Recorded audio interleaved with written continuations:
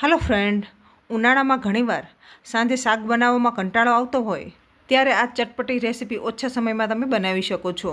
આજે હું રેસીપી એવા સિક્રેટ મસાલા સાથે બનાવીશ જેથી હોટલ જેવો સ્વાદ આવે। તો સૌથી પહેલાં મેં એક મોટો વાટકો દહીં લીધું છે જે તાજું અને ઘટ્ટ લીધું છે। તો હવે આપણે એમાં શેકેલા સિંગનો આપણે ભૂકો નાખવાનો છે જે 1 ચમચી જેટલો છે અને સાથે જ થોડું આપણે સંચર એડ કરવાનું છે।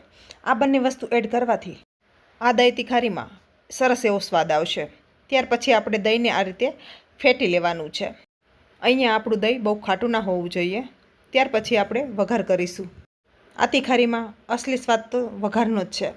તો 1 મોટો ચમચા જેટલું આપણે તેલ ગરમ કરવા રાખી દેવાનું છે। તેલ ગરમ થાય એટલે અડધી ચમચી રાઈ ફૂટે એટલે થોડું આપણે જીરું એડ કરવાનું છે। સાથે જ વરિયાળી અને ધાણાનો 1 ચમચી જેટલો અધકચરો ભૂકો લેવાનો છે। આનાથી એકદમ સરસ એવો ટેસ્ટ આવે છે। થોડા મીઠી લીમડીના પાન સાથે થોડી હિંગ અને 1 કટ કરેલી આ રીતે ડુંગળી એડ કરવાની છે। ગેસને આપણે ધીમો રાખીશું। હવે સાથે જ લસણવાળી ચટણી એડ કરવાની છે જે 1 ચમચી જેટલી છે। એમની કચાશ દૂર થાય એટલે થોડી વાર એમને પણ આપણે 1 મિનિટ જેટલી ફ્રાય કરી લેવાની છે અને સાથે જ દહીં તિખારીમાં સરસ એવી ફ્લેવર આવે લસણની। ત્યાર પછી ગેસને હવે ધીમો કરી હવે મસાલા એડ કરવાના છે। તો થોડી હળદર એડ કરવાની, અડધી ચમચી લાલ મરચું પાવડર, અડધી ચમચી આપણે કાશ્મીરી લાલ મરચું પાવડર જેનાથી સરસ એવો કલર આવે, અડધી ચમચી ધાણાજીરું પાવડર, થોડું આપણે મીઠું એડ કરવાનું છે। આગળ આપણે સંચર એડ કર્યું છે એટલે ધ્યાન રાખવાનું અત્યારે એડ કરવામાં।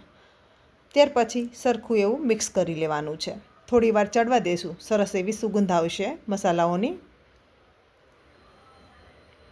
ખાસ તો આમાં વરિયાળીનો ખૂબ જ સરસ એવો ટેસ્ટ આવે છે।